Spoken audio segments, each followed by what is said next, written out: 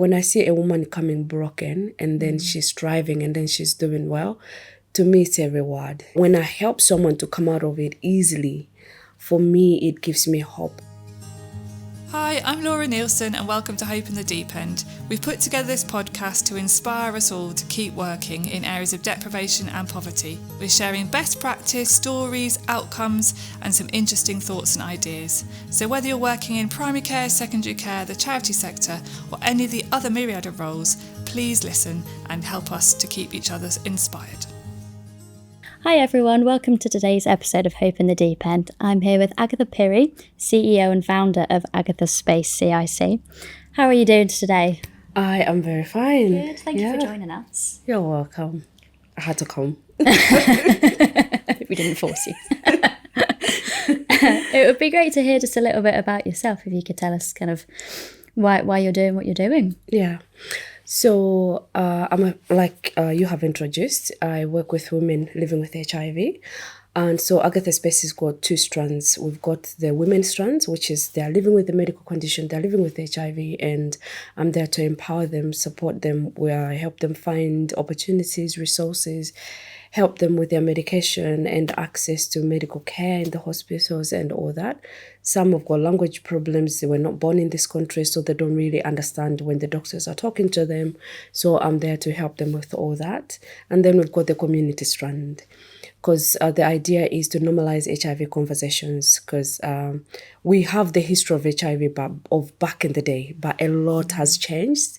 So it's to help the community to understand those changes, to understand how medication has really now helped people not to transmit the virus when they're taking it religiously, and also to allow women living with HIV to open up and start working in the communities, and also helping other people in the community who are still looking for jobs or job experience to come to Agatha Space and learn all those skills. So when they go out there, they can strive and they are well equipped. So yeah, that's what we're doing at the moment. That's really inspiring. Thank I think you. having like the community aspect of that as well, making these women feel like they belong as well. Yeah. Because I imagine it's quite isolating, like first finding out about it. Yeah. And then, having to navigate the treatment side of it and then the social side of it as well. Yeah. And then also it's because when they are being diagnosed, it's not just the HIV at the beginning, because they're having all these infections going around and they've received that news. They have to process it on their own. And sometimes they're living with family members who maybe had so judgmental and they can't open up. So they are surrounded, some of them are surrounded with love in the homes, but they are carrying this heavy news that they don't want anyone to know. You can still feel lonely in those spaces. So, but then when they come to Agatha Space, the only day really that I see them feeling like I'm on my own is the first day, because they want to figure out who is who.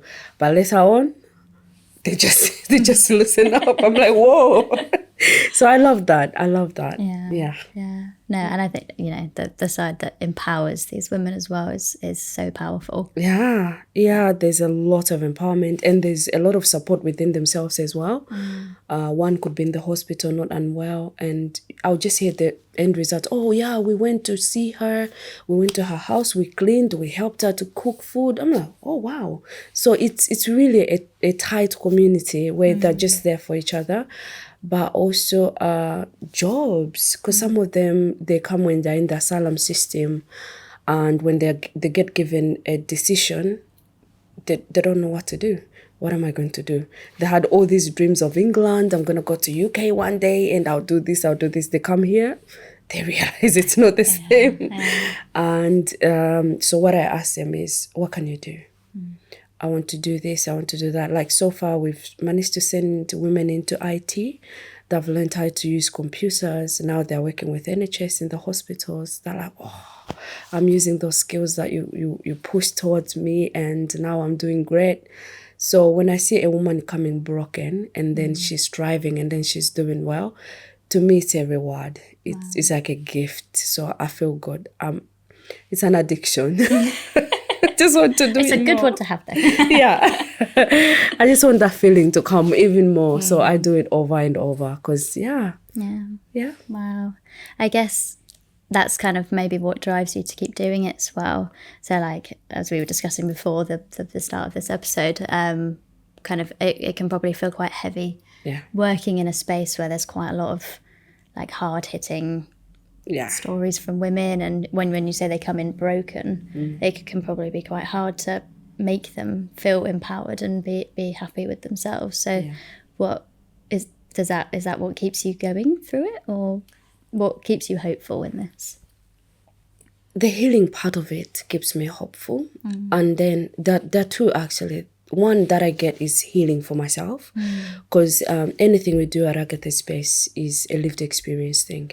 So it's an experience I've lived. It's an experience that I'm still living it. And when I see other women coming out of a tough situation, a situation that I struggled to come out with in my time when I was going through that, but when I help someone to come out of it easily, for me, it gives me hope. But then also, when I see them striving, like getting their goals sorted, going to work, looking after their families, because there's something in you're struggling already, and then financially, emotionally, everything is not going on okay. But when financially you're sorted, you're able to feed your family, you're able to do what you want to do. For me, that gives me hope. But also when I see communities opening up, like lately, I've seen a lot of English communities opening up to us. Come and do this with us. Come and do this with us. I'm like, there is hope. Yeah. And I take an example of COVID, the way COVID came. It came with a lot of stigma and discrimination. If I cough here, before I know it, you're outside. Yeah, I'll be even asking myself, how did you open the doors? You'll be gone. But eventually, after we talked more about it, we became aware of what COVID is, and we started taking precautions. And then now, if I cough now, it'd be like, you just wipe it off with hands, and then off you go. That's how awareness makes things normal. Yeah. So for me, the hope is one day people living with HIV will be able to mingle around with everyone, not even looking over their shoulders when they want to mention the word HIV. So that is my hope, that one day we're all going to live equal, because I don't like injustices at all. All.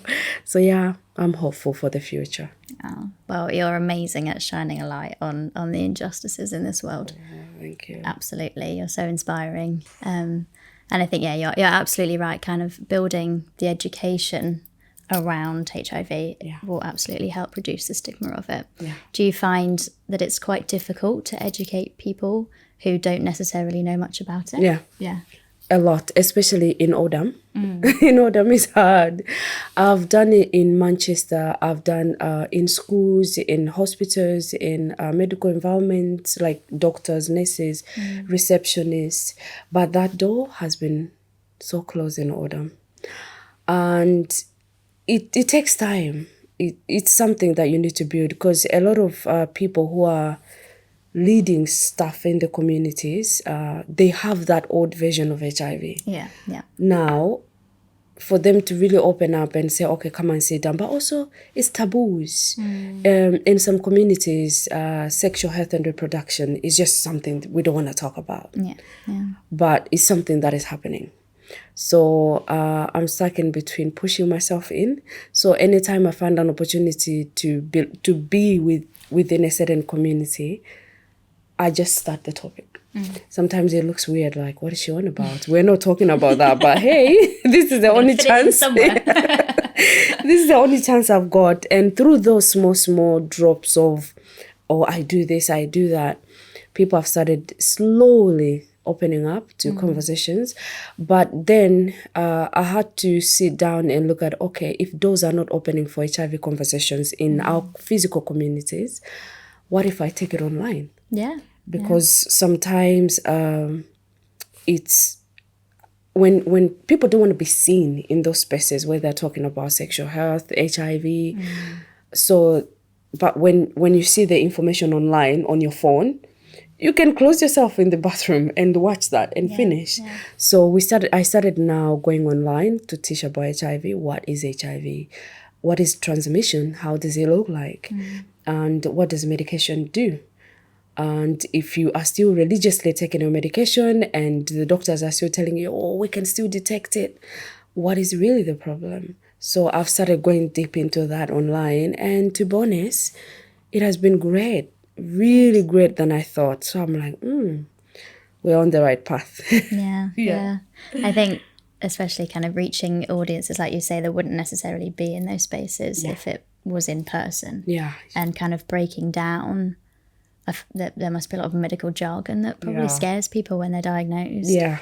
But having that in an accessible form on your phone, and you're talking about it and it's normalising it and making them feel comfortable about it, I imagine is really, really helpful for them. It is. Yeah. And people are asking questions in inboxes. My inbox is always full, really, really full. This Easter holiday, I've been lazy, but the lazy is in going places, but I've been busy on my phone responding to all the messages. Or I am like this now, what should I do? My partner is not positive. Can I transmit? I'm like, no, if you're taking medication and the doctor has told you you're undetectable, you cannot transmit it. But when the doctor tells you you are detectable, please, you can transmit. So push back a little bit. Work on what is it that is making me detectable again. And once you become undetectable, you are free. So it's those bits that I'm doing now. And it's really going on well. Good. Well, thank you so much for the work that you do. It's so important. Yeah, thank you. You're an absolute inspiration. So aside from the amazing work that you're doing with Agatha Space, how else are you getting involved with the community? So I do a few bits. Sometimes when I go to a place, I have to introduce myself. Like, if you have seen me before, I'm not wearing that hat. Today I'm wearing this hat.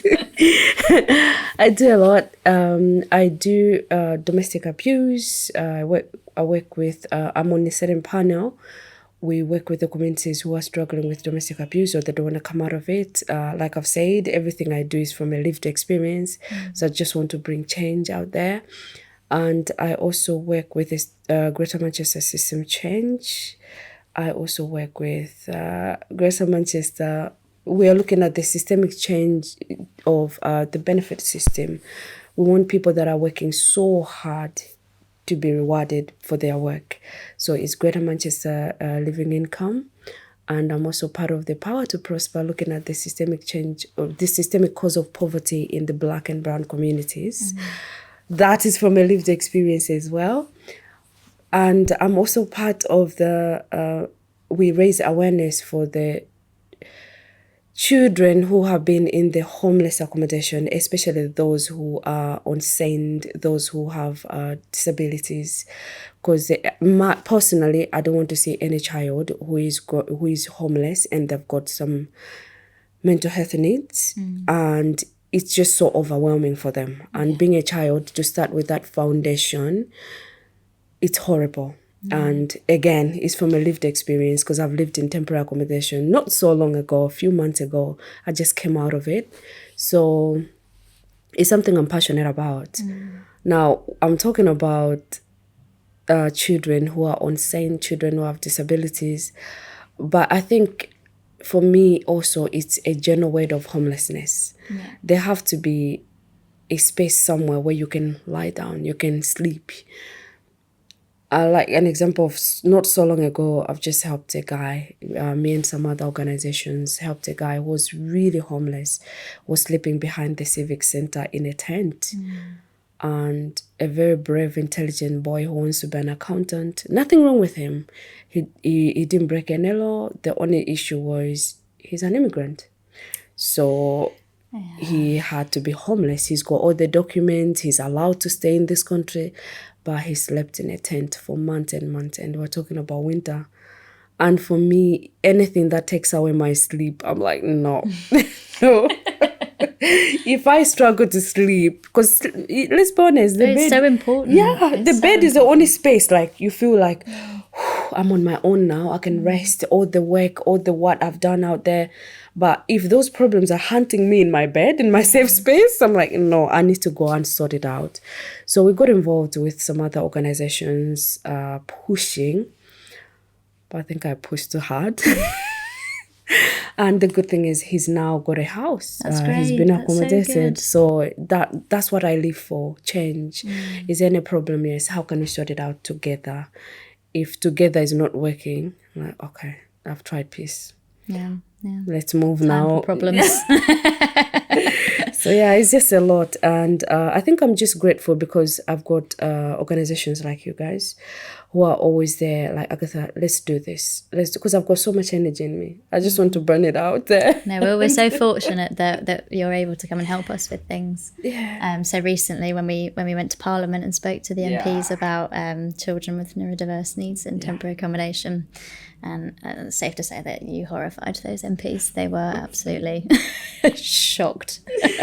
Yeah, we have to be putting it out there because these situations are real. It's a real life situation, and to them, most of the times it's a case. For us, it's reality. Well, they talk about, it's good to have case studies, and we need case studies to know these things, but they're not case studies. They're real people's experiences. People. Yeah. And that's why we had to go and just put it out there. Like, look, this is us. It's the same people you see, same people. And so one thing that's been bothering me when it comes to homelessness, I think after the Parliament, I was like, okay, we just saw someone who was in the Big Brother house. Someone who was big on TV. She's experiencing it. Homelessness. Like it's increasingly happening to more and more people who would never have experienced it otherwise. I'm like, wow, if people like that could be experiencing what I'm experiencing, we need to do something, especially children. Yeah. It's bad. But we're doing it one step at a time. Yeah. We'll get there one day.